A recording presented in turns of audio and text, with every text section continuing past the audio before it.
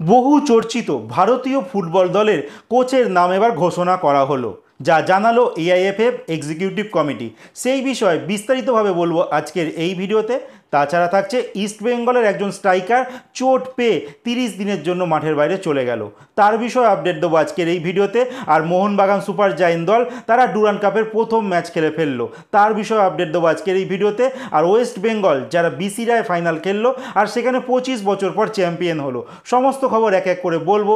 তার আগে প্রতিদিনের মতো বলবো, খেলার আপডেট খবর পাওয়ার জন্য আমাদের চ্যানেলটিকে সাবস্ক্রাইব করতে একদম ভুলো না। তো চলো শুরু করা যাক আজকের প্রথম খবর। আজকের প্রথম খবরটি শুরু করছি জাতীয় ফুটবল দলের আপডেট নিয়ে, যেখানে জাতীয় ফুটবল দলের কোচের নাম ঘোষণা করলো এআইএফএফ এক্সিকিউটিভ কমিটি, যেখানে 3 জনের নাম এই লিস্টে ছিল।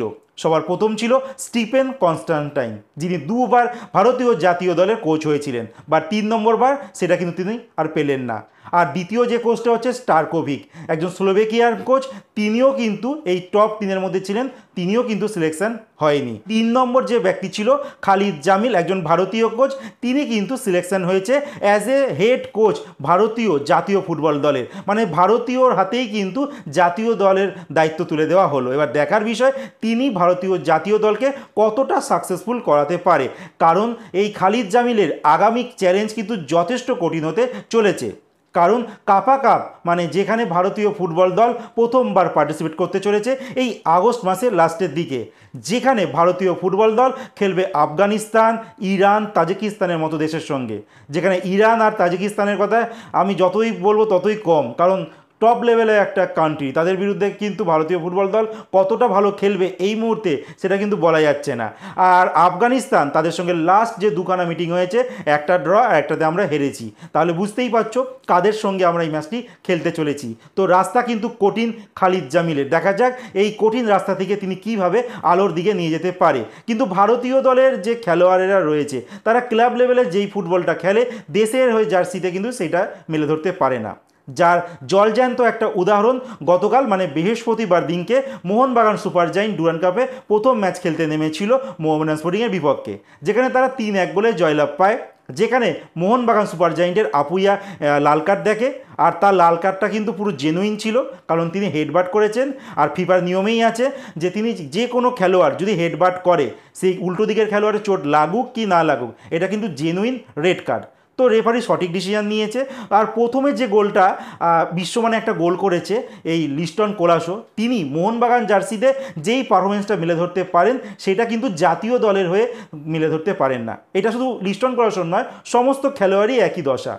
ক্লাব লেভেলে যেই ফুটবলটা খেলে জাতীয় দলের হয়ে কিন্তু সেইটা খেলতে পারে না। আলটিমেট জাতীয় ফুটবল দল বাজে পারফরমেন্স করে।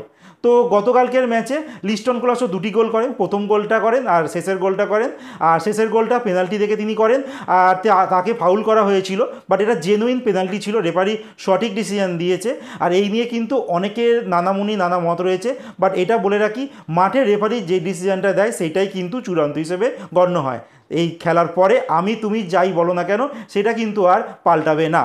তো যাই হোক, আর দ্বিতীয় গোলটি করে সুয়ের ভাট। তো আলটিমেট মোহনবাগান সুপার জায়েন্ট দল তারা প্রথম ম্যাচে 3-1 গোলে জয় পেল।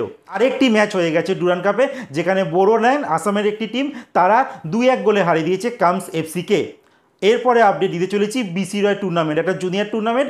এখানের ফাইনালে উঠেছিল ওয়েস্ট বেঙ্গল দল। লাস্ট ইয়ারে ওয়েস্ট বেঙ্গল চ্যাম্পিয়ন হয়েছে, বাট এই বছর কিন্তু ওয়েস্ট বেঙ্গল চ্যাম্পিয়ন হতে পারলো না। ফাইনালে মণিপুরের কাছে 3-0 গোলে আমরা হেরে গেছি। আর মণিপুর 25 বছর পর কিন্তু এই বিসি রয় ট্রফি চ্যাম্পিয়ন হয়েছে। আর বেঙ্গল টিম সব থেকে বেশি 18 বার এই tournament champion team, but ultimate ফাইনালে আমরা এবার হেরে গেছি। বেঙ্গল টিমের কোচ অভিযোগ করেছে এএফএফ এর কাছে যে এই মণিপুর দল তারা যে সমস্ত খেলোয়াড় খেলিয়েছে তাদের মধ্যে 3 জন খেলোয়াড়ের বয়স কিন্তু বেশি। যাই হোক, এবার এই বিষয়টা পুরোপুরি এআইএফএফ ডিসাইড করবে।